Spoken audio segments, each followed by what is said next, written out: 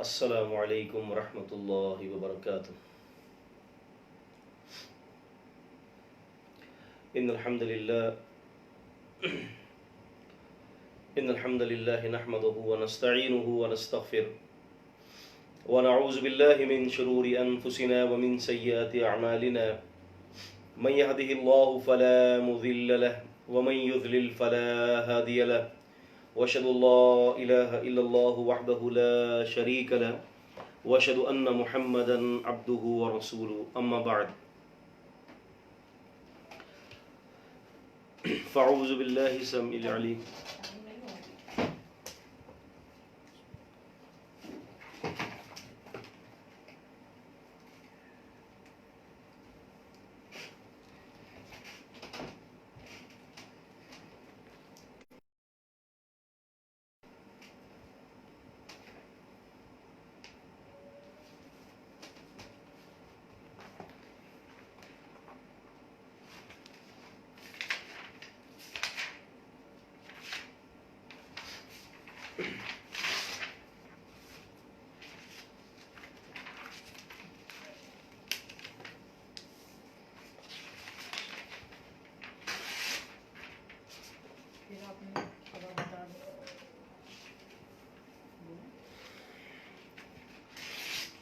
السلام علیکم ورحمۃ اللہ وبرکاتہ۔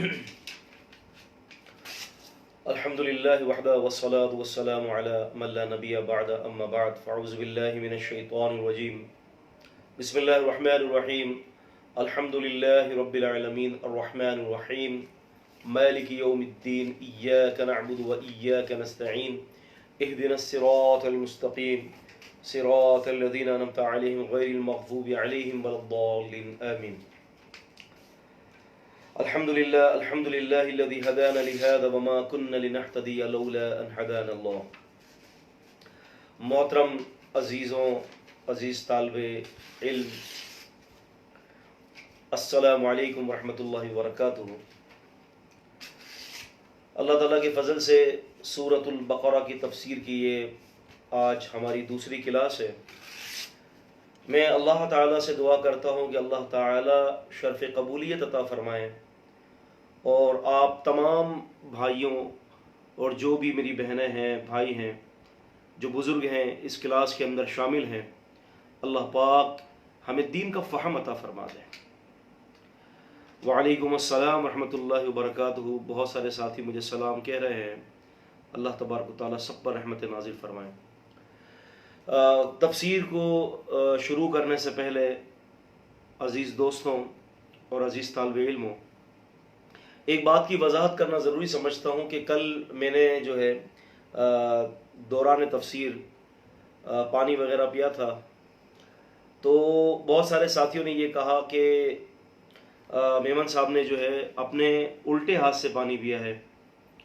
تو میں اس کی وضاحت کرنا یہ ضروری سمجھتا ہوں کہ یہ دراصل میرا جو کیمرہ جو ہے موبائل کا، یہ فرنٹ کیمرہ ہے، تو اس میں اگر میں سیدھا، یہ میرا سیدھا ہاتھ ہے، میں اپنے سیدھے ہاتھ کو استعمال کرتا ہوں تو آپ کو یہ دکھائی دے رہا ہے کہ میں اپنے الٹے ہاتھ کو استعمال کر رہا ہوں، جبکہ ایسا نہیں ہے، یہ میرا سیدھا ہاتھ ہے جو مجھے سیدھے ہاتھ سے میں پانی پیتا ہوں۔ ابھی بھی دیکھیں یہ پانی کا گلاس میرے سیدھے ہاتھ میں رکھا ہوا ہے، لیکن آپ یہ سمجھ رہے ہوں گے کہ یہ میرے الٹے ہاتھ میں ہے، جبکہ میرے الٹے ہاتھ میں نہیں ہے یہ پانی کا گلاس، یہ میرے سیدھے ہاتھ میں ہے۔ اسی میں سمجھتا تھا کہ میں آپ کو کر دوں تاکہ کسی کو غلط فہمی پیدا نہ ہو۔ دوسری بات آپ دیکھیں، ایک اور بات بہت عجیب ایک نقطہ میں یہاں پر آپ کو دینا چاہتا ہوں۔ دیکھیں بسا اوقات انسان کا دیکھا ہوا بھی غلط ہو جاتا ہے، حالانکہ آپ مجھے دیکھ رہے ہیں اور آپ کی عقل یہ کہہ رہی ہے، جب آپ مجھے دیکھ رہے ہیں آپ کی عقل یہ کہہ رہی ہے کہ یہ میمن صاحب جو ہے وہ غلط کر رہے ہیں، اپنے الٹے ہاتھ سے جو ہے وہ پانی پی رہے تھے، جبکہ حقیقت اس کے خلاف کچھ اور تھی۔ بالکل اسی طریقے سے ذہن نشین کر لیں کہ جو بھی ملحد ہیں، جو منکرین حدیث ہیں، جو دین اسلام پر طعن کرتے ہیں، وہ بالکل ایسے ہی دین اسلام کو دیکھ رہے ہیں جس طرح سے آپ مجھے دیکھ رہے ہیں، جبکہ میں سیدھے ہاتھ سے استعمال کر رہا تھا مشروبات اور آپ مجھے سمجھ رہے ہیں کہ میں بائیں ہاتھ سے استعمال کر رہا ہوں، تو ان کی مثال بھی بالکل ایسی ہی ہے، جبکہ حقیقت اس کے علاوہ کچھ اور ہے۔ تو یہ باتیں کرنا میں ضروری سمجھتا تھا، اللہ تعالیٰ قبول فرمائے۔ اور ساتھ ساتھ میں اپنے طالب علموں کو یہ گزارش بھی کرتا چلوں کہ اس پروگرام کو لوگوں تک پہنچائیں، اپنے ساتھیوں تک جو ہے وہ اس کی دعوت دیں کہ اس پروگرام کو جوائن کریں اور جو ہے قرآن مجید کی تفسیر کے اندر جو ہے ہمارے ساتھ شامل ہوں، کیونکہ ایک آدمی رات کے وقت لمبے لمبے قیام کرتا ہے تو وہ آدمی اس آدمی کے برابر نہیں پہنچ سکتا، اس شخص کے برابر نہیں پہنچ سکتا جو رات کو صرف اللہ کی کتاب سے ایک آیت کی جو ہے وہ اس کو سمجھتا ہے، اس پر غور کرتا ہے اور اس کے معنی اور مطالب کو سمجھنے کے بعد اس پر عمل کرتا ہے، تو وہ شخص جو رات بھر عبادت کر رہا ہے اللہ تعالیٰ کی، وہ شخص اس شخص کے برابر نہیں پہنچ سکتا جو اللہ کی کتاب سے ایک آیت کو سمجھتا ہے۔ الحمدللہ آج سے ہماری سورہ فاتحہ کی ابتدا ہے۔ بسم اللہ الرحمن الرحیم، یہ تسمیہ کہلاتا ہے۔ رسول اللہ صلی اللہ علیہ وسلم سورت کو شروع اور ختم ہونے کو نہیں پہچانتے تھے جب تک کہ بسم اللہ الرحمن الرحیم کا نزول نہ ہوتا۔ بسم اللہ الرحمن الرحیم مکمل طور پر جہاں استعمال ہوتی ہے اس کی جگہیں کافی ساری ہیں، لیکن بڑی بڑی دو جگہیں ہیں۔ ایک قرآن کی تلاوت کے وقت ہم مکمل بسم اللہ الرحمن الرحیم پڑھیں گے، اور ایک دوسری جگہ جو ہے وہ ہے جب ہم جو ہے خط کسی کو لکھتے ہیں تو اس خط سے پہلے پوری بسم اللہ الرحمن الرحیم لکھی جائے گی۔ احادیث کے اندر دعاؤں کے اندر اور جگہیں بھی آتی ہیں بسم اللہ الرحمن الرحیم مکمل پڑھنے کی، لیکن زیادہ تر جو دعائیں ہیں، مثال کے طور پر ہم کھانا کھاتے ہیں اس کے دعا جو ہے بسم اللہ الرحمن الرحیم نہیں ہے، صرف بسم اللہ ہے۔ بیت الخلاء جب جاتے ہیں بسم اللہ اللہم انی اعوذ بک من الخبث والخبائث، تو وہاں بھی صرف بسم اللہ ہی ہے۔ اس طرح سے جو ہے دیگر جو دعائیں ہیں زیادہ تر اس میں بسم اللہ ہی کا لفظ ذکر موجود ہے، پوری بسم اللہ الرحمن الرحیم ہر جگہ پر استعمال نہیں ہوگی۔ سورہ فاتحہ صحیح احادیث کے حوالے سے اور علامہ زرکشی رحمۃ اللہ علیہ اور اسی طرح سے دیگر جنہوں نے علوم القرآن کے اوپر بہت ساری مباحثات کی ہیں، علامہ سیوطی رحمۃ اللہ علیہ اور دیگر علماء جو کبار علماء ہیں، انہوں نے سورہ فاتحہ کے تقریباً 18 کے قریب نام متعارف کروائے ہیں۔ صحیح حدیث کے اگر ہم دیکھتے ہیں تو سورہ فاتحہ کے جو نام ہیں، ایک تو ہے فاتحۃ الکتاب، یہ صحیح حدیث سے ثابت ہے، اور مسلم شریف کی حدیث سے ثابت ہے الصلاۃ، یعنی سورہ فاتحہ کو الصلاۃ کہا گیا ہے، اور سورہ الحمدللہ رب العالمین بھی اس کو کہا گیا ہے، اور سورۃ الحمد بھی کہا گیا ہے، اور اسے سبع المثانی بھی اس کو کہا گیا ہے، یعنی 7 ٹھہرنے والی آیات۔ القرآن العظیم بھی اس کو کہا گیا ہے، اور ام القرآن بھی کہا گیا ہے، ام الکتاب بھی کہا گیا ہے، اور یہ سورت جو ہے سورۃ الرقیہ بھی ہے، یعنی اس کے اندر علاج بھی ہے۔ تو بہت سارے نام جو ہے اس سورت کے مفسرین نے حدیثوں کے ذریعے جو ہے وہ گنوائے ہیں۔ سورہ فاتحہ ایک بڑی جامع سورت ہے۔ رسول اللہ صلی اللہ علیہ وسلم نے اس کی بڑی فضیلت واضح کی ہے۔ امام مسلم رحمۃ اللہ علیہ صلاۃ المسافرین کے اندر، اور حدیث کا نمبر ہے 806 رقم الحدیث ہے، اور حدیث کے راوی ہے سیدنا ابن عباس رضی اللہ تعالی عنہما۔ وہ فرماتے ہیں کہ ایک دفعہ جبریل امین نبی کریم صلی اللہ علیہ وسلم کے پاس تشریف رکھتے تھے، تو انہوں نے اوپر سے ایک زوردار آواز، دروازے کی جو ہے وہ کھلنے کی آواز سنی، تو سر اٹھایا اور فرمایا کہ یہ آسمان کا ایک دروازہ ہے اللہ کے سلم جو آج کھولا گیا ہے، آج سے پہلے یہ آسمان کا دروازہ کبھی بھی نہیں کھولا گیا تھا۔ تو اس کے بعد پھر ایک فرشتہ اترتا ہے آسمان سے، اور اس نے فرشتے نے آ کر نبی کریم صلی اللہ علیہ وسلم کو سلام کہا اور کہتا ہے کہ اے اللہ کے رسول صلی اللہ علیہ وسلم، 2 نوروں کی خوشخبری سنیے، وہ نور آپ سے پہلے کسی نبی کو عطا نہیں کیے گئے تھے۔ ایک سورہ فاتحہ یعنی سورۃ الفاتحہ، فاتحۃ الکتاب، اور دوسری سورۃ البقرہ کی جو ہے وہ آخری کی جو آیت ہے آمن الرسول بما انزل الیہ من ربہ والمؤمنون۔ تو فرشتے نے کہا کہ اللہ کے رسول صلی اللہ علیہ وسلم، یہ دونوں چیزیں پڑھ کر آپ اللہ تبارک و تعالیٰ سے جو کچھ بھی مانگیں گے اللہ تعالیٰ آپ کو وہ چیز عطا کر دیں گے۔ تو یہ سورہ فاتحہ کی بڑی فضیلتیں ہیں۔ اور ایک تو حدیث کے اندر آتا ہے کہ ایک صحابی تھے، انہوں نے ایک دیوانے شخص کو دیکھا جو پاگل تھا، تو فرماتے ہیں کہ میں نے اس کے اوپر دم کیا سورہ فاتحہ تکرار کے ساتھ، تو اس کا پاگل پن جو ہے وہ درست ہو گیا اور وہ بالکل صحیح ہو گیا، اور اللہ پاک نے جو ہے اس کی بیماری کو دور کر دیا۔ اس کے علاوہ یہ حدیث جو ہے اللہ آپ کا بھلا کرے، بخاری شریف کتاب التفسیر کے اندر بھی ایک حدیث موجود ہے اسی حوالے سے، اور ایک حدیث آتی ہے سیدنا ابو سعید الخدری رضی اللہ تعالیٰ عنہ فرماتے ہیں کہ ہم ایک سفر میں تھے، اور ایک سفر میں تھے تو وہاں پر ایسا ہوا کہ جس جگہ پر ہم اترے تھے تو وہاں کے لوگوں نے ہماری جو ہے وہ مہمان نوازی سے انکار کر دیا کہ ہماری مہمان نوازی وہ نہیں کریں گے. تو اس کے بعد یہ ہوا، کہتے ہیں کہ ایسا ہوا کہ اسی اسنا کے اندر ان کے سردار کو ایک بچھو نے کاٹ لیا. تو ایک لڑکی آئی اور کہنے لگی اس قبیلے سے کہ جی آپ میں کوئی جھاڑ پھونک جانتا ہے؟ تو صحابی نے فرمایا کہ ہاں میں جھاڑ پھونک جانتا ہوں، لیکن یہ ہے کہ میں تم سے جب تک تم مجھے اجرت نہیں دو گے میں تمہارے سردار کو جو ہے دم نہیں کروں گا، کیونکہ تمہارے سردار نے ہماری مہمان نوازی نہیں کی، تمہارے قبیلے والوں نے. آمادہ ہو گئے اور بکریاں جو ہے وہ طے ہوئیں کہ آپ نے جو ہے ہمیں بکریاں دینی ہیں. تو صحابی فرماتے ہیں کہ ہم نے ان سے بکریاں لے لیں اور پھر ہم نے دم کیا، اور میں نے سورہ فاتحہ پڑھ پڑھ کر اس کو دم کیا تو اللہ تعالیٰ نے اس مشرک شخص کو صحت عطا فرما دی. اس سے یہ پتہ چلتا ہے کہ یہ سورہ رقیہ بھی ہے، اس کے ذریعے بہترین علاج ہوتا ہے، اور اللہ تبارک و تعالیٰ نے اس صورت کے اندر بڑی ہی شفا رکھی ہے. بڑی عظیم صورت ہے یہ. اور اس صورت کے اگر ہم فوائد کے اوپر بات کریں تو اس صورت کے اندر بہت زیادہ فائدے ہیں. اگر ہم اس کے اوپر تدبر کریں، تفکر کریں تو بڑی ہی فائدوں والی یہ صورت ہے. اللہ تبارک و تعالیٰ نے جس طرح سے رسولوں کے مراتب بیان کیے ہیں نا کہ بعض تلک الرسول فضل اللہ بعض علی بعض، کہ ہم نے ایک رسول کو دوسرے رسول پر، یعنی رسولوں کو ایک دوسرے پر ہم نے فضیلت دی. اور یہ اہل السنہ کا اجماعی عقیدہ ہے کہ پیغمبر علیہ السلام کو تمام نبیوں پر اور تمام رسولوں پر پیغمبر کائنات نبی علیہ السلام کو حق تعالی شانہ نے ایک بڑی عظیم فضیلت دی ہے. تو عزیزان قدر، اسی طرح سے سورہ فاتحہ اس جیسی صورت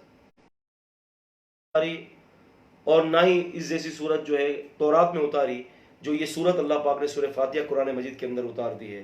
جیسے کہ آیت کے اگر حوالے سے ہم بات کرتے ہیں تو آیت الکرسی جو ہے یہ سب سے عظیم آیت ہے قرآن مجید کے اندر. اور اسی طرح سے جب ہم بات کرتے ہیں کہ سورہ فاتحہ کے حوالے سے تو سورہ فاتحہ صورت کے حوالے سے قرآن مجید کے اندر سب سے عظیم صورت ہے. حتیٰ کہ رسول اللہ کی حدیث کے مطابق نہ تورات کے اندر اس جیسی کوئی صورت نازل ہوئی ہے اور نہ ہی جو ہے انجیل کے اندر اس جیسی کوئی صورت نازل ہوئی ہے. یہ ایک اس کا فائدہ ہے. دوسرا اس کا جو ہے وہ فائدہ یہ ہے، اس صورت کا نام جو ہے فاتحہ اس لیے رکھا گیا کہ اس سے قرآن مجید کا آغاز ہوتا ہے. قرآن مجید کا جو ہے آغاز ہو رہا ہے اس سے، اسی لیے اس کو جو ہے وہ فاتحہ رکھا گیا ہے. لغت کی کتاب قاموس کے نام سے، قاموس المحیط وغیرہ، اس کے اندر اس کا جو ہے وہ اس کے بارے میں لکھا گیا ہے فاتحہ کے بارے میں کہ فاتحہ کل شیء اولہ، کہ ہر چیز کے ابتدا کو اول کو فاتحہ کہتے ہیں، کیونکہ قرآن مجید کی ابتدا سورہ فاتحہ سے ہے. فتح کہتے ہیں کھولنے کو، تو قرآن مجید اس سے کھل رہا ہے اس صورت سے، تو لہٰذا اس کا نام سورہ فاتحہ رکھا گیا ہے. دوسرا یہ ہے سورت کا نام الحمدللہ رب العالمین بھی ہے، یعنی اس صورت کے اندر تمام تعریفیں جو اللہ تعالیٰ کے لیے ہیں اس کی صورت کی پہلی ابتدائی اللہ تبارک و تعالیٰ کی تعریف سے کی گئی ہے، جو کہ بہت بڑی جامعیت کا نام ہے. اس کے علاوہ اس سورت کا نام السبع المثانی بھی ہے، جیسے کہ قرآن مجید سورہ حجر سورہ 15 کی آیت نمبر 87 میں اللہ تعالیٰ نے اس سورت کا نام کہ سبع مثانی رکھا ہے کہ 7 جگہوں پر رکنے والی یہ آیت کے ترتیب کے ساتھ بسم اللہ الرحمن الرحیم الحمدللہ رب العالمین الرحمن الرحیم، اس طرح سے یہ 7 رکنے والی آیات ہے. اور اس کے علاوہ اس کو ام القرآن، ام الکتاب، قرآن العظیم بھی کہا گیا ہے. اس کی سب سے بڑی وجہ یہ ہے کہ کتاب کا فہم، قرآن کا فہم، یہ سارا فہم اللہ تبارک و تعالیٰ نے ایک چھوٹی سی صورت کے اندر شامل کر دیا ہے. کیونکہ اگر ہم دیکھتے ہیں کہ قرآن مجید کے اندر انبیاء علیہ السلام کی واقعات ہیں، توحید ہے، آپ دیکھیں کہ سب سے پہلے اللہ تبارک و تعالیٰ نے اپنی تعریفیں قرآن مجید کے اندر زیادہ ذکر کی ہیں. اسی لیے تو رسول اللہ صلی اللہ علیہ وسلم فرماتے ہیں کہ جس نے سورہ اخلاص ایک دفعہ تلاوت کر لی گویا کہ اس نے تہائی قرآن پڑھ لیا، یعنی قرآن مجید کے 10 پارے پڑھ لیے. یہ حدیث سند کے اعتبار سے ٹکسالی سند ہے، بخاری شریف کی حدیث ہے. یہ کیوں؟ کیونکہ سورہ فاتحہ کے ابتدائی حصے کے اندر اللہ تبارک و تعالیٰ کی تعریفات کی گئی ہیں.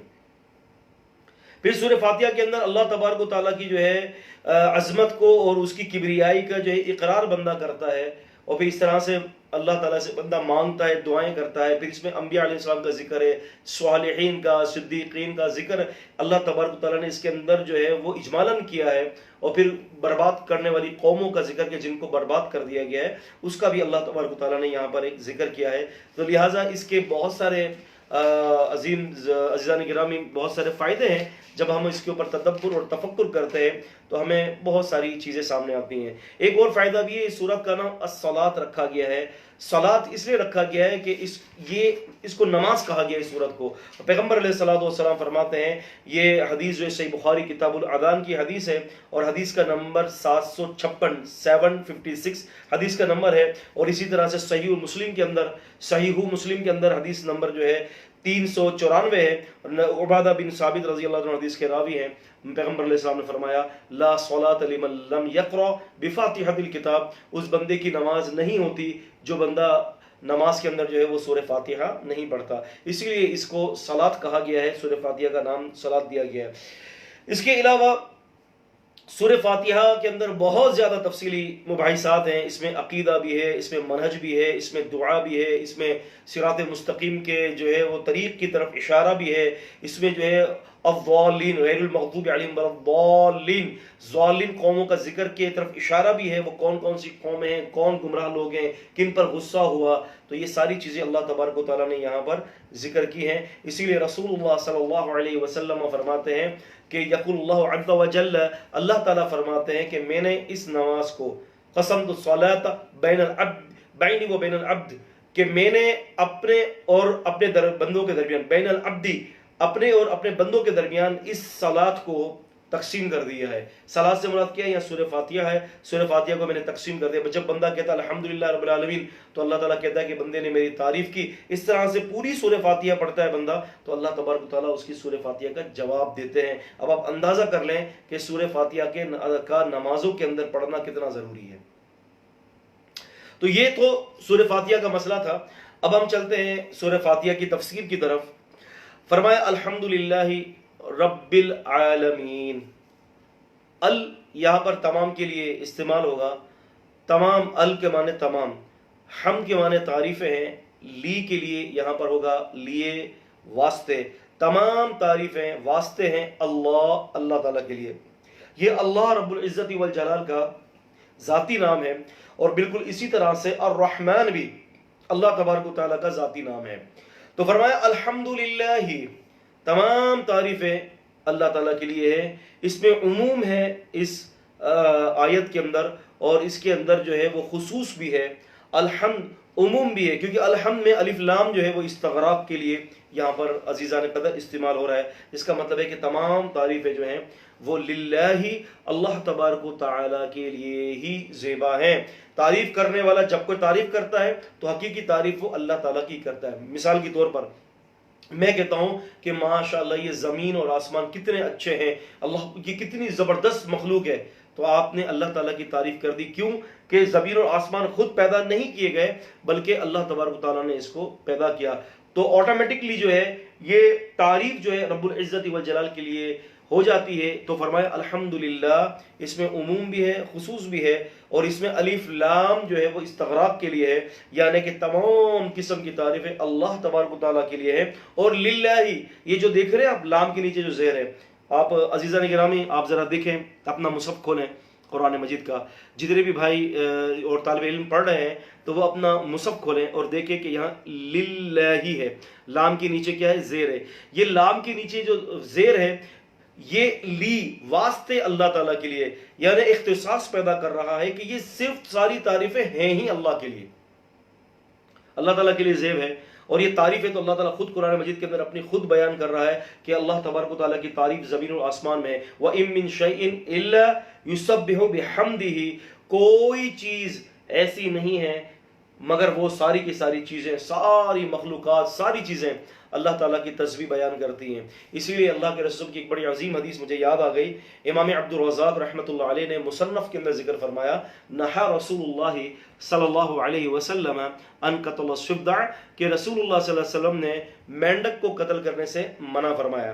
کیوں؟ حدیث میں آتا ہے کیونکہ اس کا جو آواز نکالنا ہے یہ اللہ تبارک و تعالیٰ کی تسبیح اور اس کی تقدیس ہے. آپ غور کیجئے کہ ایک مینڈک کو قتل کرنے سے منع فرمایا، کیوں؟ کہ یہ مینڈک اللہ تعالیٰ کی تسبیح بیان کرتا ہے، اللہ تبارک و تعالیٰ کے لیے تکبیر پڑھتا ہے، تو ساری تعریف ہے عزیزان قدر یہ اللہ تعالیٰ کے لیے ہی ہے۔ وَهُوَ اللَّهُ لَا إِلَهَ إِلَّا هُوَ لَهُ الْحَمْدُ فِي الْأُولَى وَالْآخِرَةِ، تمام تعریفیں اللہ تعالیٰ کے لیے، اس کے سوا کوئی معبود نہیں ہے، اسی کے لیے تعریفیں ہیں، پہلے بھی اور بعد میں بھی، دنیا میں بھی اور آخرت میں بھی، ساری تعریفیں حق تعالیٰ شانہ کے لیے ہیں۔ تو عزیزان قدر الحمدللہ رب العالمین یہ بڑا عظیم مضمون ہے، اور الحمدللہ یہ اتنا عظیم مضمون ہے کہ اللہ تبارک و تعالیٰ اس سے بڑے راضی ہوتے ہیں جو بندہ جو ہے الحمدللہ رب العالمین پڑھتا ہے۔ پیغمبر علیہ السلام فرماتے ہیں کہ الحمدللہ پڑھنا میزان کے دن، قیامت کے دن میزان کو بھاری کر دیتا ہے۔ یعنی اگر کوئی چاہتا ہے قیامت کے دن اس کا پلڑا میزان کا نیکی کا بھاری ہو تو وہ کثرت سے الحمدللہ پڑھا کرے۔ یہ کلمہ اللہ تبارک و تعالیٰ کو راضی کرنے کے لیے ہے۔ تو فرمایا یہاں پر الحمدللہ رب العالمین، تمام تعریف ہے اللہ رب العزت والجلال کے لیے ہے، رب العالمین یعنی الحمدللہ رب العالمین۔ جو رب ہے، رب کا معنی عربی کے اندر سردار کے لیے بھی ہوتا ہے، رب کا معنی اس کے لیے بھی ہوتا ہے کہ جس کی اطاعت کی جائے، مالک کے لیے بھی ہوتا ہے، اور پرورش کرنے والے کے لیے بھی یہ لفظ رب جو ہے عزیزان قدر استعمال ہوتا ہے۔ ربا یا رب، پرورش کرنا، یہ صفت ہے، مشبہ کا صیغہ ہے۔ ربا یا رب اس کا مطلب یہی ہوتا ہے کہ پالنے والا، پرورش کرنے والا۔ یہاں پر اللہ تبارک و تعالیٰ نے یہ لفظ اس لیے ذکر فرمایا کہ اللہ تعالیٰ تمام جہانوں کے پالنے والے ہیں۔ آپ دیکھیں نا جہان کے اندر کتنی مخلوقات ہیں، ایسی مخلوقات ہیں جو ہمیں نظر بھی نہیں آتی۔ آج جو کرونا وائرس پھیلا ہوا ہے، اور یہ کرونا وائرس جو ایک جراثیم نما ایک چیز ہے جو نظر بھی نہیں آتا، تو آخر وہ بھی تو ایک اللہ تعالیٰ کی مخلوق ہے نا، جو اللہ تعالیٰ اس کو بھی رزق دے رہا ہے۔ جب اللہ تعالیٰ چاہیں گے تو اس وائرس کو موت مار دیں گے، اور جب اللہ تعالیٰ چاہیں گے یہ وائرس پوری دنیا میں پھیلے گا عذاب کی صورت میں۔ تو یہ ساری چیزیں کیا ہیں؟ یہ سب اللہ تبارک و تعالیٰ کی مخلوقات ہیں۔ اسی لیے اہل علم یہ کہتے ہیں نا، علماء کہتے ہیں کہ کالے سیاہ رات کے اندر اور کالی سیاہ پہاڑی کے اندر ایک کالا سیاہ پتھر ہے، اور اس کالے باریک سا کالا سیاہ کیڑا ہے، اس کے پیروں کی آہٹ بھی رب العالمین جانتے ہیں، اور اس کی بھی رزق کا جو ہے بندوبست اللہ پاک وہاں فرما دیتے ہیں۔ یہ کیا ہے؟ الحمدللہ رب العالمین، تمام تعریفیں ایک اللہ رب العالمین کے لیے ہے جو پالنے والے ہیں، رب العالمین ہیں جو پالنے والے ہیں، اکیلے ہیں تمام جہانوں کے۔ اللہ پاک کے ساتھ کوئی اور نہیں ہے زمین اور آسمان کی پیدائش کرنے والا، یہ صرف اللہ تبارک و تعالیٰ کی ذات ہی ہے۔ پھر فرمایا الرحمن الرحیم، الرحمن الرحیم یہ دوسری اور تیسری اللہ تبارک و تعالیٰ کی صفت ہے۔ یاد رکھیں کہ الرحمن اللہ تبارک و تعالیٰ کی جو ہے ذاتی نام بھی ہے، اور یہاں پر یہ اللہ تبارک و تعالیٰ کی صفت کے حوالے سے بھی ہے۔ الرحمن اور الرحیم، بہت مہربان اور بہت رحم کرنے والا اللہ تبارک و تعالیٰ کی ذات ہے۔ اور اللہ تبارک و تعالیٰ الرحمن بہت بڑی جو ہے معنوں کے اندر اس کا استعمال ہوتا ہے، بہت بڑے معنی ہیں۔ الرحیم بڑی ہی باریک نعمتوں سے نوازنے والا ہے۔ الرحمن الرحمن الدنیا، حدیث میں آتا ہے رحمان اللہ دنیا میں ہے، الرحیم رحیم الآخرہ، اور رحیم اللہ تعالیٰ آخرت کے اندر ہے۔ یعنی رحمان مہربان اللہ تعالیٰ دنیا میں ہے، بے حد رحم کرنے والا، بے حد مہربان کرنے والا، یہ اللہ تعالیٰ الرحمن دنیا میں ہے۔ کیسے؟ سورج جو ہے جب آتا ہے تو اس کی گرمی سے اور اس کی تپش سے، اس کی شعاؤں سے مسلمان بھی جو فائدہ اٹھاتا ہے اور کافر بھی۔ لیکن فرمایا الرحیم رحیم الآخرہ، رحیم جو ہے اللہ تعالیٰ جو مہربان ہوگا وہ آخرت میں ہوگا، اور اس کی آخرت کی مہربانی کیا ہوگی کہ وہ ایمان والوں کے سوا کسی اور پر رحم نہیں کرے گا۔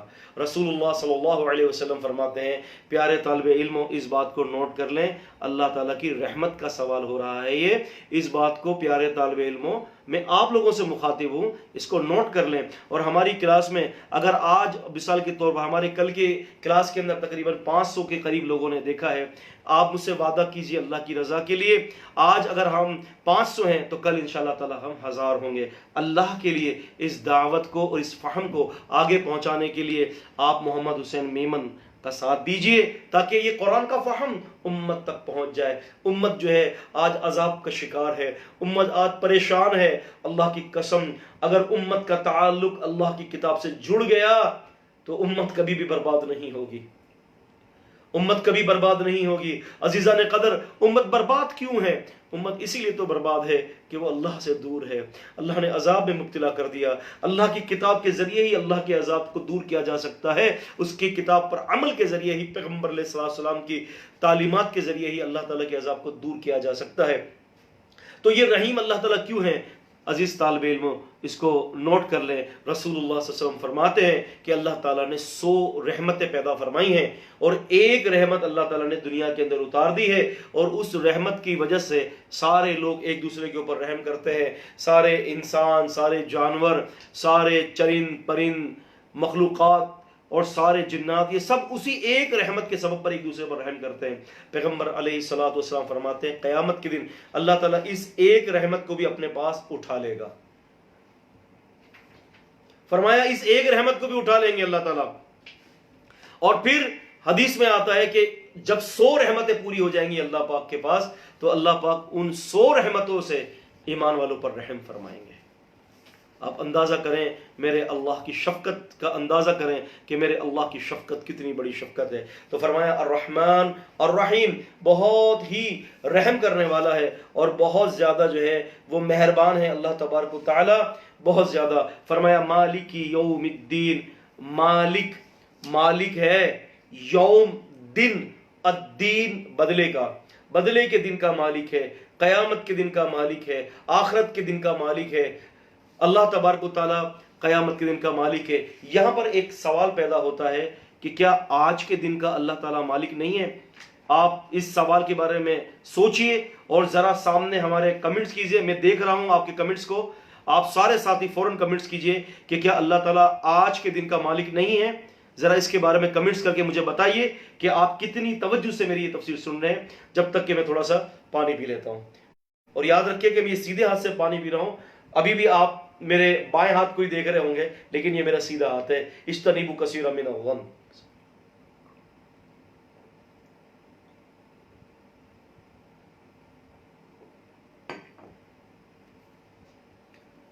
جی،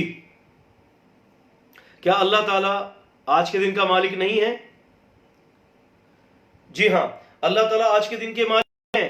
لیکن یہ کیوں فرمایا کہ قیامت کے دن کا مالک ہے؟ یہ اس لیے اللہ تعالیٰ نے فرمایا قیامت کے دن کا مالک ہے کہ قیامت کے دن سزا اور جزا صرف اللہ کے اختیار میں ہوگی. قیامت کے دن کوئی دنیاوی بادشاہ نہیں ہوگا، صرف اللہ تعالیٰ کی شہنشاہت ہوگی. قیامت کے دن کوئی شخص اپنی جگہ سے ہل نہیں سکے گا. چوتھی بات، قیامت کے دن کوئی شخص بھی اپنی زبان سے ایک لفظ نہیں کہہ سکے گا. پانچویں بات، قیامت کے دن کوئی رشتہ داری نہیں ہوگی.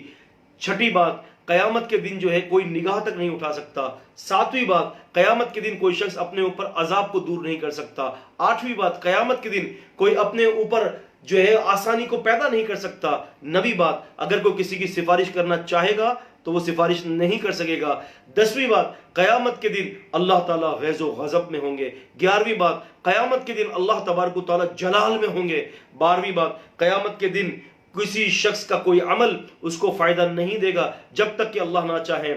13ویں بات، قیامت کے دن کوئی رشتہ داریاں نہیں چلیں گی. 14ویں بات، اگر قیامت کے دن اللہ تعالیٰ کسی کو عذاب میں مبتلا کر دے تو اس عذاب کو دور کرنے والا کوئی نہیں. 15ویں بات، قیامت کے دن اگر اللہ تعالیٰ کسی کو جنت میں بھیج دیں تب بھی اس کو کوئی روکنے والا نہیں ہے. یہ کم از کم 15 وجوہات ہیں کہ جس کے بارے میں یہ کہا گیا کہ مالک یوم الدین. اور 16ویں بات، آج دنیا کے اندر یہ بڑے بڑے ترم خان، بڑے بڑے جو ہے دعوے کرنے والے ہوں گے، لیکن 16ویں بات یہ ہے کہ قیامت کے دن سارے لاچار ہوں گے، سب لاچاری کی کیفیت میں ہوں گے اور کوئی شخص بھی زبان کو حرکت نہیں دے سکے گا. 17ویں بات، قیامت کے دن اللہ کے اذن سے جو ہے ہمارے کھالیں اور ہمارے جو ہے جسم کے اعضاء ہمارے خلاف گواہی دیں گے. اللہ نہ کرے. یہ 18 باتیں، 19 باتیں، 20 باتیں اور بھی بہت ساری باتیں ہیں جو اس بات کی طرف دلیل ہے کہ اللہ تعالیٰ قیامت کے دن کا مالک ہے. آپ کا اختیار نہیں ہوگا، سارا اختیار ہی اللہ کا ہوگا. اسی لیے کہا قیامت کے دن کا مالک ہے. تو میرے خیال سے آپ اس مفہوم کو سمجھ چکے ہوں گے کہ مالک یوم الدین سے مراد کیا ہے. تو فرمایا قیامت کے دن کا مالک ہے. یہاں پر اللہ تبارک و تعالیٰ نے اگر غور کریں تو یہاں پر اللہ تعالیٰ نے سفارش کی جڑ کاٹ دی. دیکھیں دو چیزیں ہیں، ایک ہے شفاعت اور ایک ہے سفارش. ٹھیک ہے، شفاعت ہوگی لیکن اللہ تعالیٰ کی اذن سے نبی پاک صلی اللہ علیہ وسلم شفاعت کریں گے، لیکن سفارشیں نہیں ہوں گی۔ آج اگر کوئی پیر اور کوئی مرید ہے نا، آج اگر کوئی پیر ہے تو وہ تو یہ اپنے مریدوں کو کہتا ہے کہ جی قیامت کے دن میں آؤں گا اور تمہاری سفارش کر دوں گا، اور یہ سارے پیر اپنے اپنے جھنڈے لے کر آئیں گے۔ آپ دیکھیں نا، سب کے اپنے اپنے جھنڈے ہیں۔ آج ایک مرید جس نے 99 قتل کیے ہیں، وہ بھی تو آج کسی پیر کا مرید ہے۔ آپ اندازہ کریں، مالک یوم الدین کہہ دیا، قیامت کے دن کا مالک ہے۔ کل کوئی ہٹور بچوں کی صدائیں نہ لگیں گی، کل کوئی کسی کی سفارش نہیں کر سکے گا۔ وَلَا أَنْسَابَ بَيْنَهُمْ يَوْمَئِذٍ وَلَا يَتَسَاءَلُونَ، سورۃ المؤمنون سورہ نمبر جو ہے وہ 23 ہے، اور آیت نمبر 100 میں فرمایا کہ قیامت کے دن کوئی بھی سوال نہیں ہوگا، اور نہ یہ پوچھا جائے گا کہ تمہارا نسب اور تمہارا خاندان کون سا ہے۔ اسی لیے پیغمبر علیہ السلام نے فاطمہ الزہرا رضی اللہ عنہا کو فرمایا تھا کہ اے محمد صلی اللہ علیہ وسلم کی بیٹی فاطمہ، اپنے آپ کو جہنم سے بچا لیجئے، میں قیامت کے دن اللہ کے ہاں آپ کے کام نہیں آؤں گا۔ مالک یوم الدین، تو کل کے دن کوئی سفارش نہ ہوگی، شفاعت ہوگی، لیکن وہ جب ہوگی کہ جب اللہ تعالیٰ چاہیں گے، جس کے لیے چاہیں گے اس کے لیے نبی کریم صلی اللہ علیہ وسلم شفاعت فرمائیں گے۔ تو فرمایا مالک یوم الدین، مالک قیامت کے دن کا، ایاک نعبد و ایاک نستعین۔ یہاں پر کلمہ حسر کا فائدہ ہے، کیونکہ اللہ تبارک و تعالیٰ نے فرمایا ایا، خاص، ایا کا مطلب عربی میں ہوتا ہے خاص، ایا کا مطلب خاص، کا کے معنی تیری۔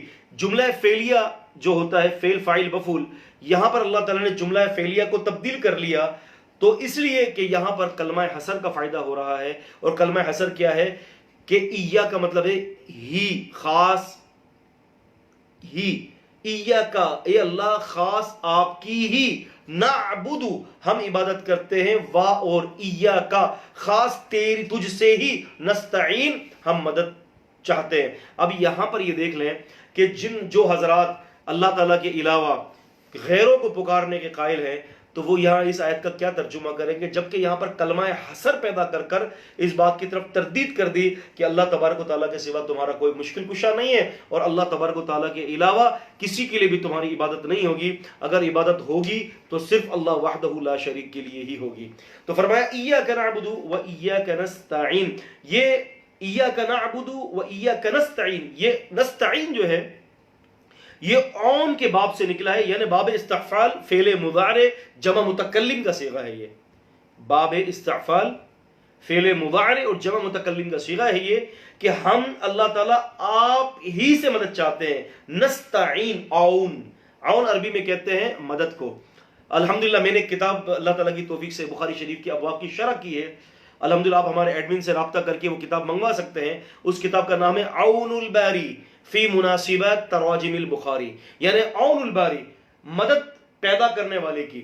تو عون کا مطلب عربی کے اندر جو ہے یہ آتا ہے، مدد کے لیے آتا ہے، یعنی باب استفعال فعل مضارع جمع متکلم ہے۔ یہ نستعین لفظ جو ہے اس کا صیغہ ہے، اس کا مطلب یہ ہے کہ خاص ہم اللہ تعالیٰ آپ ہی کی عبادت کرتے ہیں۔ یہاں پر ایا کا پہلے اس لیے آیا، میں بتا چکا ہوں، کلمہ حسر کو پیدا کرنے کے لیے یہاں پر حسر کو پیدا کر دیا جا رہا ہے۔ اے اللہ تعالیٰ ہم آپ کے سوا کسی اور کی عبادت نہیں کرتے۔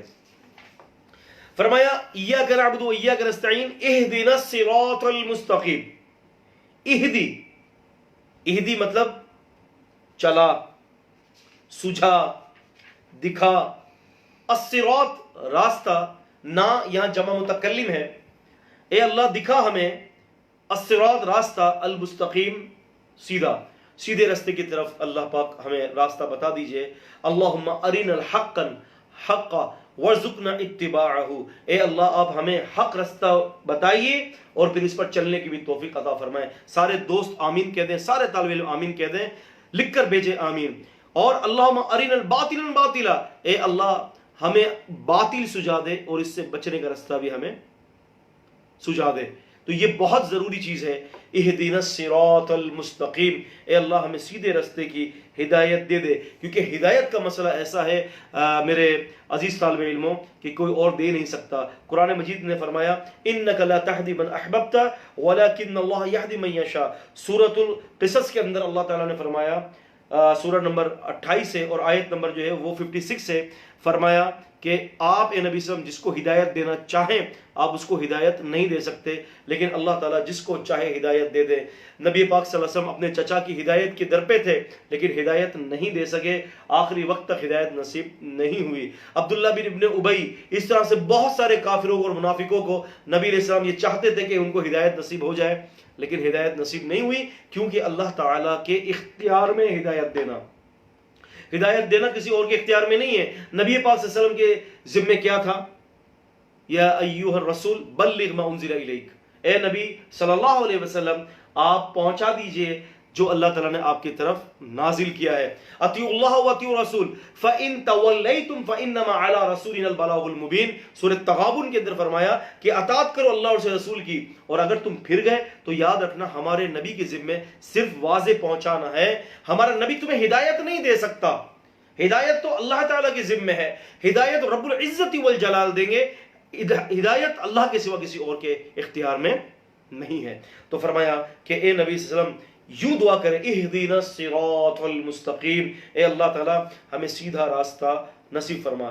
سنن ابی داؤد کے اندر ایک حدیث آتی ہے، رسول اللہ صلی اللہ علیہ وسلم نے ایک سیدھی لکیر کھینچی، بالکل سیدھی لکیر، اور دائیں دو لکیریں کھینچ دی اور بائیں دو لکیریں کھینچ دی۔ سبحان اللہ، دیکھیں یہ دو دائیں اور دو بائیں، یہ چار لکیریں آپ نے کھینچی، اور آپ سے نے فرمایا کہ یہ جو دائیں دو کھینچی ہیں لکیریں اور جو بائیں دو کھینچی ہیں، آپ نے فرمایا یہ شیطان کا رستہ ہے، اور یہ جو سیدھا رستہ جا رہا ہے رسول اللہ صلی اللہ علیہ وسلم فرماتے ہیں کہ یہ اللہ تعالیٰ کا رستہ ہے سیدھا۔ پھر آپ نے سورہ آل عمران کی آیت پڑھی تھی، تو اس سے پتہ چلتا ہے کہ سیدھا رستے کی دعا اللہ تعالیٰ سے کیا کریں، یہ بہت ہی زیادہ ضروری ہے۔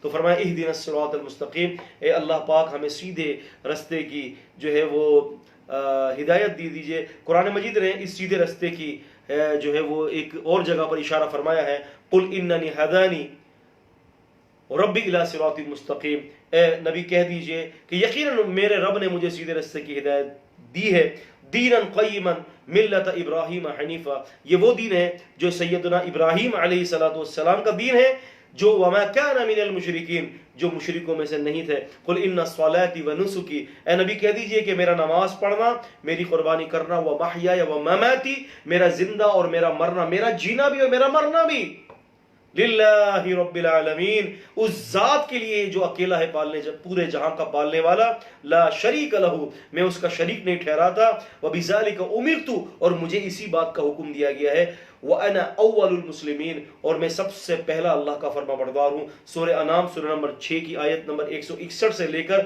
163 تک اللہ تعالیٰ نے اس بات کا ذکر فرمایا ہے۔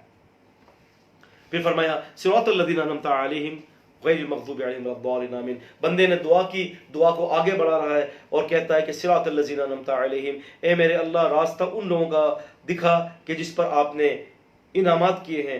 کون لوگ ہیں وہ؟ قرآن مجید کی اس آیت کی تفسیر دوسری آیت کرتی ہے، وہ کون لوگ ہیں کہ جن کو اللہ تبارک تعالیٰ نے جن پر انعامات کیے ہیں اور جن پر اللہ تعالیٰ نے اپنی نعمتیں برسائی ہیں۔ قرآن مجید سورہ نساء سورہ نمبر 4 کی آیت نمبر 69 میں فرمایا وَمَن يُطِعِ اللَّهَ وَرَسُولَهُ فَأُولَٰئِكَ مَعَ الَّذِينَ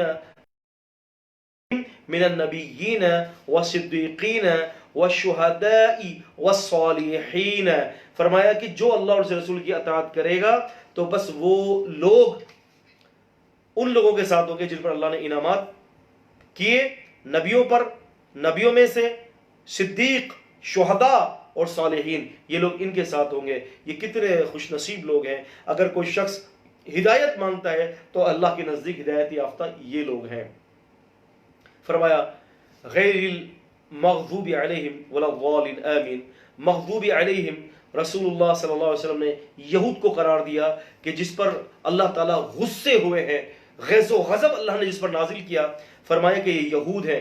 یہود پر غیظ و غضب کیوں نازل ہوا؟ یہود مشرک تھے، عزیر علیہ السلام کو اللہ کا بیٹا قرار دیتے تھے، اور فرمایا کہ یہ وہ لوگ ہیں کہ جن پر اللہ تبارک و تعالیٰ نے ذلت کو ڈال دیا، جن کے اوپر اللہ تعالیٰ نے ذلت کی ان کی تقدیر میں لکھ دیا۔ وَضُرِبَتْ عَلَيْهِمُ الذِّلَّةُ وَالْمَسْكَنَةُ، اللہ پاک نے ان کے اوپر ذلت اور محتاجی کو مار دیا، ڈال دیا ان کے اوپر اور مسلط کر دیا، اور فرمایا وَبَاءُوا بِغَضَبٍ مِّنَ اللَّهِ، اور یہ لوگ اللہ کے غضب کے ساتھ لوٹے۔ آج اگر بظاہر آپ کو یہ نظر آتا ہے کہ جو ہے وہ اسلام جو ہے مغلوب نظر آ رہا ہے اور یہ لوگ بڑے غالب نظر آ رہے ہیں، تو اس قاعدے کو عزیزان قدر یاد رکھ لیں، اسلام کبھی بھی مغلوب نہیں ہوتا۔ رسول اللہ صلی اللہ علیہ وسلم فرماتے ہیں الاسلام یعلو ولا یعلی علیہ، اسلام غالب ہے ولا یعلی علیہ، اس پر کوئی اور دین مذہب مسلک غالب کبھی بھی نہیں ہوگا، اسلام ہمیشہ غالب ہے۔ دراصل مسلمان مغلوب ہو چکا ہے، مسلمان اس لیے مغلوب ہو چکا ہے کہ مسلمان نے اللہ اور اس کے رسول کی اطاعت کی جگہ پر ان یہود و نصارہ کی اطاعت کر لی ہے، تو آج یہ ہمارے سر پر چڑھ گئے ہیں، آج یہ ہماری ہی براہین کو، ہمارے ہی دلائل کو ہمارے خلاف استعمال کر رہے ہیں۔ تو مغضوب اور الضالین سے مراد کون لوگ ہیں؟ یہ وہ لوگ ہیں کہ جو یہود اور نصارہ ہیں، اور فرمایا وَبَاءُوا بِغَضَبٍ عَلَىٰ غَضَبٍ، سورہ بقرہ سورہ نمبر 2 کی آیت نمبر 90 میں ہم پڑھیں گے کہ یہ لوگ غضب پر غضب لے کر لوٹے، ان پر اللہ کے غضب ہوا پھر غضب ہوا۔ یہود بھی مشرک تھے اور عیسائی بھی مشرک ہے، وہ بھی مشرک ہیں، یہ بھی مشرک ہے۔ عیسائی نے عیسیٰ علیہ السلام کو استغفر اللہ العظیم اللہ تبارک و تعالیٰ کا جز قرار دیا، اور بڑی ہی بدنصیبی کی بات ہے کہ آج مسلمان بھی اللہ تبارک تعالیٰ کا جز اللہ تعالیٰ کے بندوں میں سے قرار دیتا ہے۔ آپ دیکھیں نا پیغمبر علیہ السلام کے بارے میں کیا یہ مسلمان عقیدہ رکھتا ہے، نور من نور اللہ ہے۔ عیسیٰ علیہ السلام کے بارے میں بھی تو یہی کہتے ہیں نا کہ عیسیٰ علیہ السلام خدا کا جز ہے، استغفر اللہ العظیم۔ اسی لیے تو اللہ تعالیٰ نے سورۃ الزخرف میں فرمایا کہ اللہ تعالیٰ فرماتے ہیں کہ ان لوگوں نے وَجَعَلُوا مِنْ عِبَادِي جُزْءًا، انہوں نے اللہ تعالیٰ کے بندے میں سے اللہ کا جز قرار دے دیا۔ ان الانسان لکفور مبین، انسان کھلا ناشکرا ہے، کھلا کفر کر رہا ہے کہ اللہ تعالیٰ کے ہی ذات میں اللہ کے بندے کو اس کا جز بنا دیا۔ تو آج مسلمانوں بھی تو یہی کام کر دیا کہ نبی علیہ السلام کو اللہ کا جز قرار دیا، نور من نور اللہ، اللہ کے نور سے نکلے، استغفر اللہ العظیم، جبکہ اللہ تبارک و تعالیٰ نے اس بات کا اعلان کر دیا کہ لیس کمثلہ شیء، میرے اللہ کے مثل کوئی بھی نہیں ہے۔ جو شرک کرے گا وہ یہود و نصارہ سے بھی بدتر ہوگا۔ اسی لیے پیغمبر علیہ السلام نے فرمایا لعن اللہ علی الیہود والنصارى اتخذوا قبور انبیائہم مساجد، اللہ تعالیٰ یہود اور نصارہ پر لعنت کرے جنہوں نے اپنے نبیوں کی قبروں پر سجدہ کرنا شروع کر دیا۔ لعنت کی اللہ کے رسول صلی اللہ علیہ وسلم نے، کیوں؟ انہوں نے اپنے نبیوں کی اور اپنے صالحین کی قبروں کو جو ہے پوجنا شروع کر دیا۔ آج ہمارے یہاں پوجنا شروع کر دیتے ہیں۔ آج آپ دیکھتے ہیں ہمارے ابھی کس قسم کے شرک جو ہے وہ درگاہوں پر ہوتے ہیں۔ آپ مختلف قسم کے دیکھیں، لاسانی سرکار دیکھ لیں، کبھی کوئی کون سا سرکار پیدا ہو رہا ہے، کبھی کوئی کھوتی والا سرکار پیدا ہو رہا ہے، تو کبھی کون سا سرکار پیدا ہو رہا ہے، عجیب قسم کے سرکار۔ اور بخاری کی تو لائن لگی ہوئی ہے، ہر نیا پیر بخارا ہوتا ہے بخاری۔ یہ کیا ہے؟ یہ سب وہ کام ہے کہ جس پر اللہ تبارک و تعالیٰ غیظ و غضب پہ دیتے ہیں ان امتوں پر۔ تو آج ہماری امت مسلمہ بھی یہی کام کر رہی ہے۔ تو فرمایا کہ یا اللہ ہمیں ان کا راستہ مت دکھانا جن کو آپ نے غیظ و غضب والا معاملہ کیا ہے، ہمیں ان لوگوں سے بچائیے گا۔ پھر اس کے بعد رسول اللہ صلی اللہ علیہ وسلم نے پڑھا آمین۔ کیا پڑھا؟ آمین۔ رسول اللہ صلی اللہ علیہ وسلم کی حدیث صحیح بخاری کے اندر بھی موجود ہے، ابن ماجہ کے اندر بھی موجود ہے، اور آپ صلی اللہ علیہ وسلم نے یہاں تک فرمایا، نبی صلی اللہ علیہ وسلم فرماتے کہ یہودیوں نے تم پر کسی چیز میں حسد نہیں کیا مگر آپ اور سلام میں تم پر بہت حسد کیا ہے۔ آمین کہنا اور سلام کہنے میں تم پر بہت حسد کیا ہے، نبی صلی اللہ علیہ وسلم فرماتے ہیں۔ سنن ابن ماجہ کے اندر حدیث ہے، یہ رسول صلی اللہ علیہ وسلم کی، اور مسند امام احمد کے اندر حدیث ہے، اور رقم الحدیث جو ہے وہ ہے 25082، اور شیخ البانی رحمۃ اللہ علیہ نے اس کی سند کی تحسین قرار دیا ہے، فرمایا کہ اسنادہ صحیح۔ بسم اللہ الرحمن الرحیم، سورہ فاتحہ اللہ تعالیٰ کی توفیق سے مکمل ہوئی ہے، اور اب ہمارا سورہ بقرہ کا جو ہے وہ دورہ شروع ہو رہا ہے۔ بسم اللہ الرحمن الرحیم، یہ الف لام میم سورت جو ہے، اس سورت کی ابتدا الف لام میم سے ہے۔ یاد رکھیں محترم طالب علموں، کئی لوگوں نے اس کا الف لام میم کے ترجمے کی کوشش کی، کہتے ہیں کہ الف سے اللہ، لام سے لا الہ الا اللہ، میم سے محمد صلی اللہ علیہ وسلم، جبکہ یہ بات غلط ہے، کیونکہ ان حروف مقطعات جو ہیں، حروف متشابہات جو ہیں، ان کا مطلب اللہ تبارک و تعالیٰ کے سوا کوئی نہیں جانتا۔ لیکن یہاں یہ یاد رکھے کہ رسول اللہ صلی اللہ علیہ وسلم نے ان حروف مقطعات اور حروف متشابہات کی بڑی ہی فضیلت بتائی ہے۔ رسول اللہ صلی اللہ علیہ وسلم نے، آپ صلی اللہ علیہ وسلم نے اس کی فضیلت کے حوالے سے فرمایا، آپ نے فرمایا کہ میں یہ نہیں کہتا کہ یہ الف لام میم یہ ایک حرف ہے. آپ صلی اللہ علیہ وسلم نے فرمایا الف ایک ہے، لام ایک ہے، میم ایک ہے. آپ نے فرمایا کہ جو اس کو پڑھے گا، الف کو پڑھے گا اللہ 10 نیکیاں دے گا، جو لام کو پڑھے گا اللہ تعالیٰ اس کو 10 نیکیاں دے گا، اور جو میم کو پڑھے گا اللہ تعالیٰ اس کو 10 نیکیاں عطا فرمائیں گے. یعنی 30 نیکیاں اللہ تبارک و تعالیٰ اس کے پڑھنے والے کو نصیب فرما دیں گے. بعض مقررین اور بعض قسم کے جو لوگ ہیں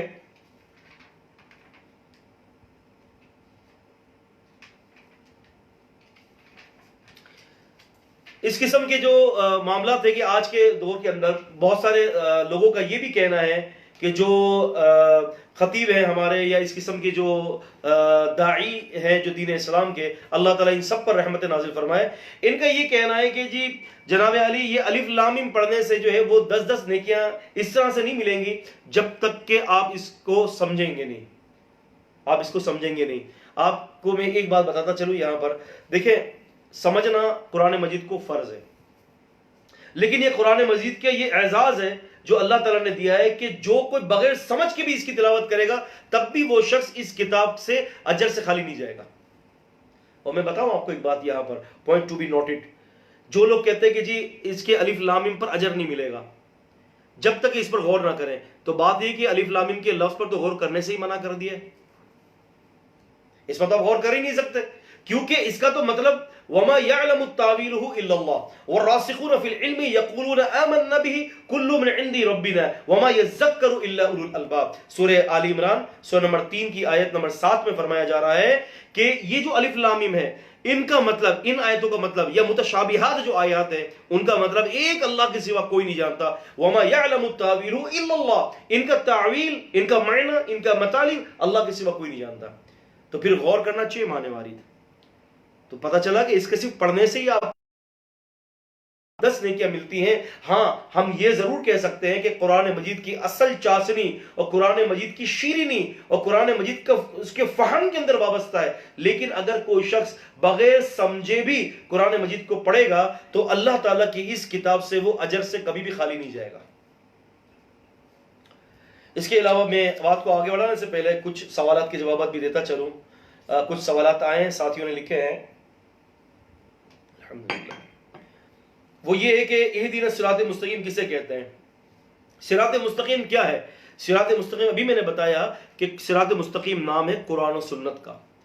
رسول اللہ صلی اللہ علیہ وسلم فرماتے ہیں، یہ حدیث امام مالک کی معطا کے اندر ہے اور اس طرح سے امام حاکم کی مستدرک حاکم کے اندر ہے، المستدرک للحاکم، اس کے اندر یہ حدیث ہے. نبی صلی اللہ علیہ وسلم نے فرمایا کہ ترکت فیکم امرین، اور وفی روایت الاخری ترکت فیکم شیئین، کہ تمہارے اندر 2 چیزیں چھوڑے جا رہا ہوں، اگر تم نے ان کو مضبوطی سے تھام لیا تم کبھی بھی گمراہ نہیں ہوگے. نبی صلی اللہ علیہ وسلم فرماتے ہیں کہ اللہ کی کتاب اور ایک میرا طریقہ. تو صراط مستقیم سے مراد قرآن و حدیث ہے. دوسرا سوال یہ کہ ہدایت کس کے اختیار میں ہے؟ ہدایت اللہ تعالیٰ کے اختیار میں ہے. انک لا تہدی من احببت ولکن اللہ یہدی من یشاء. اے نبی جس کو آپ چاہتے ہیں اس کو ہدایت آپ نہیں دے سکتے، لیکن اللہ تعالیٰ جس کو چاہے ہدایت دے. سوال نمبر 3 ہے، ہمیں دعا اور فریاد کس سے کرنا چاہیے؟ ہمیں دعا اور فریاد اللہ تعالیٰ سے کرنا چاہیے. ایاک نعبد و ایاک نستعین کی جو تفصیلی جو میں نے آپ کے سامنے بحث دی ہے اس کا معنی یہی ہے کہ ہمیں فریاد اللہ تعالیٰ سے کرنی چاہیے. آگے چلتے ہیں. فرمایا الف لام میم یہ کیا ہے؟ یہ حروف مقطعات ہے. ہمیں اس کا علم نہیں ہے کہ اس کا کیا معنی ہے.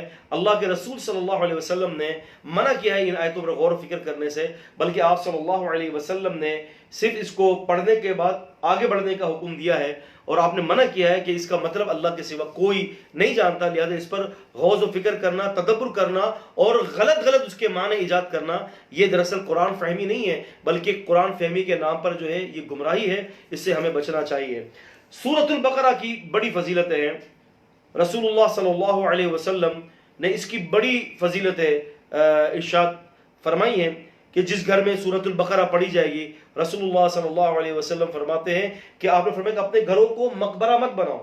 آپ نے فرمایا اپنے گھروں کو مقبرے مت بناؤ. آپ نے فرمایا یقیناً شیطان اس گھر میں داخل نہیں ہوتا جس گھر میں سورۃ البقرہ کی تلاوت، سورہ بقرہ کی تلاوت ہوتی رہتی ہے.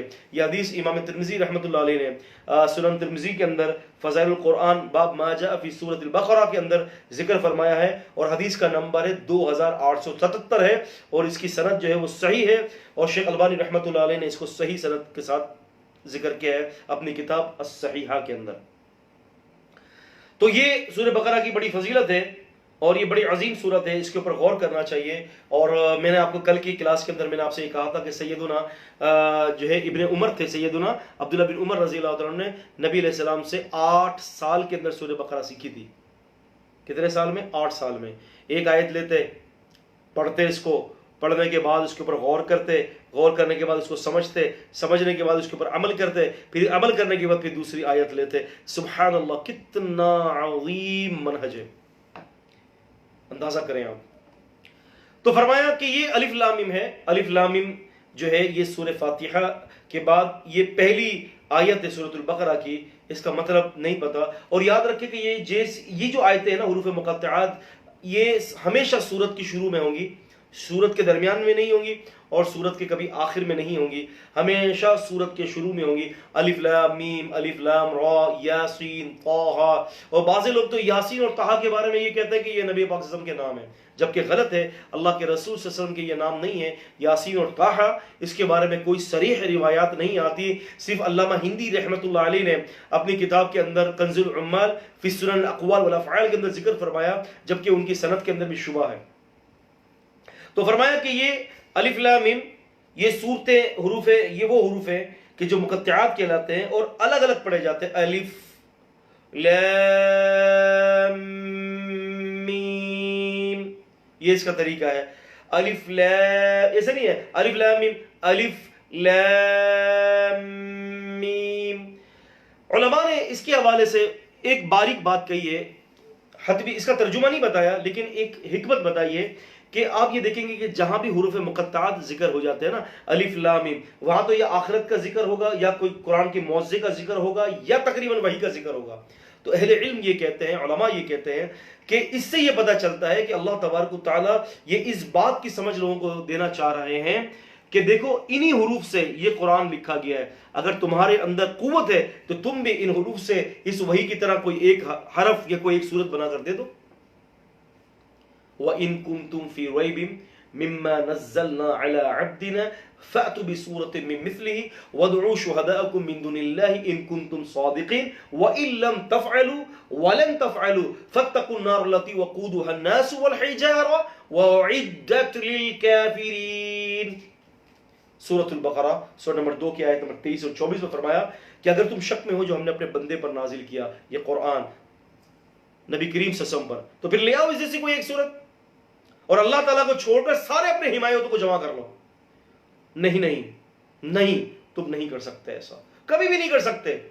تو پھر ڈرو اس آگ سے جس کا ایندھن لوگ اور پتھر ہے، پتھروں کو بھی اس آگ میں ڈالا جائے گا، لوگوں کو بھی اس آگ میں ڈالا جائے گا، جہنمی لوگوں کو۔ تم کبھی بھی نہیں لا سکتے اس جیسی کوئی ایک صورت بھی۔ تو فرمایا کہ یہ الف لام میم یہ حروف مقطعات ہے، اس کا معنی اور اس کا مطلب صرف اللہ تبارک و تعالیٰ کو پتہ ہے، اس کے سوا کسی اور کو اس کا معنی اور اس کا مطلب نہیں پتہ۔ فرمایا ذالک الکتاب لا ریب فیہ ھدی للمتقین، یہ وہ کتاب ہے کہ جس کے اندر کوئی شک نہیں ہے۔ سبحان اللہ۔ آپ دیکھیں قرآن مجید کی ابتدا اللہ تعالیٰ نے ذالک الکتاب لا ریب سے کی، کیوں؟ اس لیے کہ پڑھنے والا اس بات کا عقیدہ رکھ لے کہ اس کتاب کے اندر کوئی شک نہیں ہے، یہ من جانب اللہ ہے، یہ منزل من اللہ ہے، یہ تنزیل من رب العالمین ہے، اس کا اتارا جانا اللہ تعالیٰ کی طرف سے ہے، اس میں کسی قسم کا بھی کوئی شبہ نہیں ہے۔ قرآن مجید نے اس آیت سے اپنی بات کو اسٹارٹ کیا کہ اللہ تعالیٰ کی کتاب میں کوئی شک نہیں ہے، اور حقیقت کے اندر اس آیت کے اندر اللہ پاک نے بڑی وضاحت کے ساتھ یہ بتا دیا کہ اس پر پڑھنے والا کبھی شک نہ کرے۔ ایک جگہ پہ فرمایا تنزیل الکتاب لا ریب فیہ من رب العالمین، سورہ سجدہ سورہ 32 کی آیت نمبر 2 میں فرمایا کہ یہ تنزیل الکتاب، یہ جو کتاب کا جو نازل کرنا ہے اس میں کوئی شک نہیں ہے، کیونکہ اس کا اترنا رب العزت والجلال رب العالمین کی طرف سے ہے۔ اب یہ کتاب کی حفاظت کیسے اللہ تعالیٰ نے کی، اس کے بہت سارے واقعات آتے ہیں کہ قرآن مجید کی اور حدیث کی حفاظت اللہ نے کیسے کی۔ انشاءاللہ تعالی ہمارا ٹائم مکمل ہوا جا رہا ہے، تو انشاءاللہ تعالی ہم اپنی کل کی گفتگو میں ہم تھوڑا سا اس کے بارے میں ایک دو واقعات آپ کے سامنے رکھیں گے کہ اس کتاب کی کیسے حفاظت ہوئی، اور یہ بھی ہم آپ کو بتائیں گے کہ قرآن مجید جس طرح سے شروع ہو رہا ہے اس کے اندر شک کی جڑ کو کاٹ دیا جا رہا ہے، اور اگر آپ بائبل پڑھیں تو بائبل کی شروعاتی شکوک و شبہات کے ساتھ ہے۔ انشاءاللہ تعالی ہم اپنے کل کی گفتگو کے اندر ہم یہ ساری باتیں آپ کے سامنے رکھیں گے۔ اللہ تعالیٰ سے دعا ہے کہ اللہ تعالیٰ مجھے اور آپ کو کتاب اور سنت کا فہم عطا فرمائے۔ انشاءاللہ ہم کوشش کریں گے کہ روزانہ کے جو ہے عزیز طالب علموں 1.5 سے 2 رکوع پڑھیں۔ یہ بھی تھوڑا سا سلو ہم جا رہے ہیں، لیکن جیسے ہی انشاءاللہ تعالیٰ ہم آگے بڑھتے جائیں گے تو تیزی سے آگے گزریں گے، خلاصے کے ساتھ اور احکامات کے ساتھ۔ کوشش یہی ہوگی کہ روزانہ 1.5 سے 2 رکوع مکمل ہوں، تاکہ ہمارے پاس، کیونکہ یہ رمضان مبارک کے آخری عشرے سے پہلے یعنی 19ویں روزے میں انشاءاللہ میری نیت یہ ہے کہ اس تفسیر سورہ بقرہ کو مکمل کرنا ہے۔ تو آپ خود بھی ساتھ رہیں اور دوسرے ساتھیوں کو بھی ساتھ لائیں۔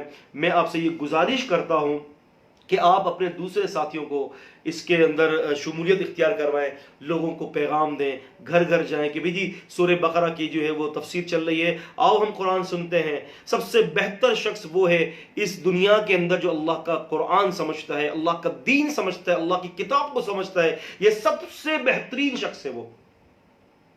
تو آپ، میری طرف سے آپ کو یہ، آپ سامعین، ناظرین، طالب علم، آپ تمام ساتھیوں کو اس بات کی طرف توجہ دلائی جاتی ہے کہ اوروں لوگوں کو بھی اس کے اندر لائیں، شمولیت اختیار کروائیں، اپنے گھروں میں سارے اپنے بہن بھائی والدین بیوی بچوں کے ساتھ بیٹھیں اور سب کو یہ سنائیں، تاکہ ہو سکتا ہے کہ کسی ایک بات کے ذریعے اللہ تعالیٰ کسی کا دل پھیر دے اور ہمارے لیے ہدایت کا ذریعہ اور ہمارے لیے قیامت کے دن نجات کا ذریعہ ہے۔ ابھی تو رمضان مبارک کی آمد ہے، بڑی برکتوں والا مہینہ ہے۔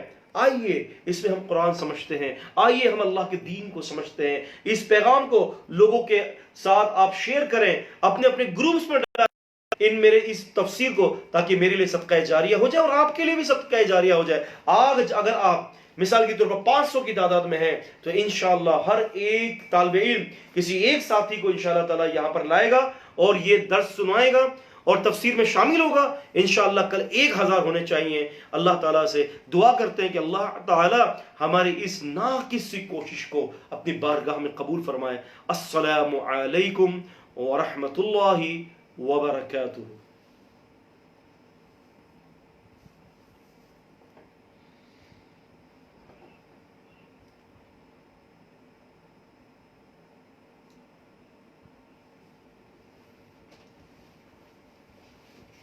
الحمدللہ۔